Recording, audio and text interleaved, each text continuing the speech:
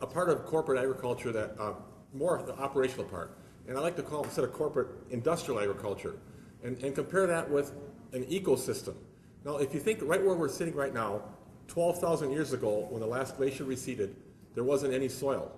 Now, Iowa is famous for having some of the best soils in the world. But in those 12,000 years, nature's processes, ecological processes, created these very productive soils by plants and animals colonizing that geologic material, putting organic carbon into the soil. That's what created soil. Organic carbon really makes soil. Now, since we started farming here in Iowa about 150 years ago, we've lost about half our topsoil to erosion, and we've lost of the remaining soil, we've lost over half of that organic carbon to oxidation. So as Wes Jackson says, we've been deficit spending on our ecological capital for many years. But let's look at that process. The prairie grasses were famous for being tall and deep-rooted.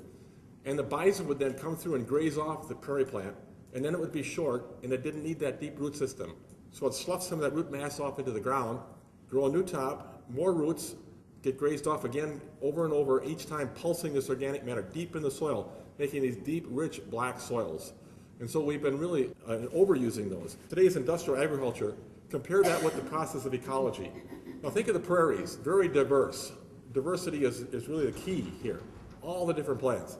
Think of industrial agriculture, it's monoculture, one crop, whether it's corn or soybeans here or monoculture cotton or wheat, it's one crop. And so when you're planting one crop, you have a whole different game. Because with the biodiversity, it naturally recycles. All the nutrients are recycling. Remember, the plants created that deep, rich soil without any fertilizer, no pesticides.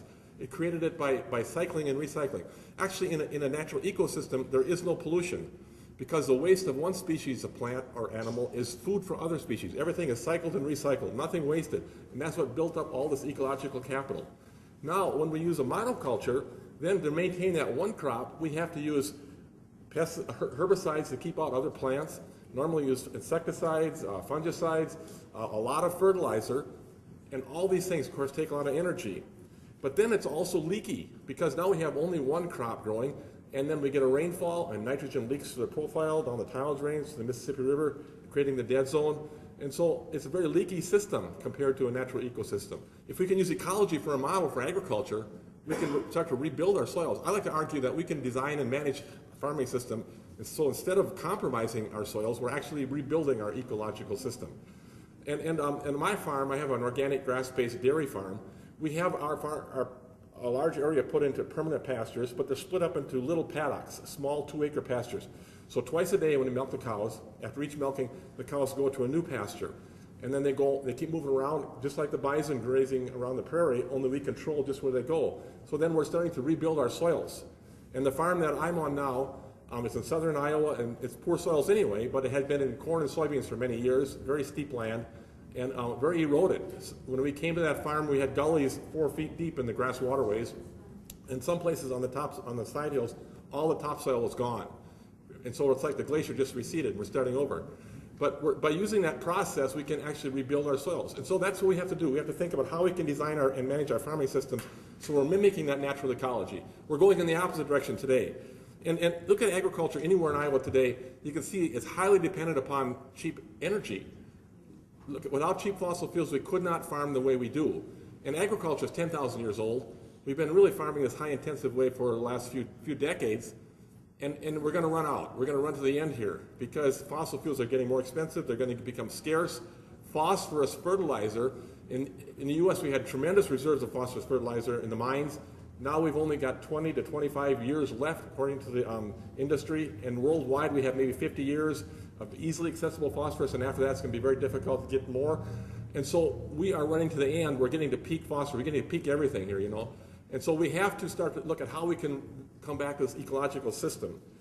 One is that in this process, we've seen the corporations kind of come in and take over our whole system, our marketing system. Economists tell us that if 4 corporations or fewer control 40% or more of a market, that market starts to act like a monopoly because these 4 corporations can control it. Well, here in the U.S., 4 corporations control 65% of the pork processing. So we're already past that. In beef processing, 4 corporations control 84% of the market. And so we have these monopolies established in the marketing, so the farmer really is a pawn in this whole process. In dairy processing, one corporation controls 40% of the market. And so that's why farmers are always kind of picking at the end of the things here. And the problem is that we have, even our energy, we tend to marginalize the farmers. Ethanol production, for example. Farmers sell a commodity as cheap as the industry can buy it, and they have to pay retail rates for their fuel, high retail rates, and they sell things at a commodity price. When big wind farms, it's good that we have a lot of wind energy, but when farmers have the wind farms on their land, they only get a small portion of that profit, and they have to pay retail rates for electricity. And so the whole thing is structured in the wrong way.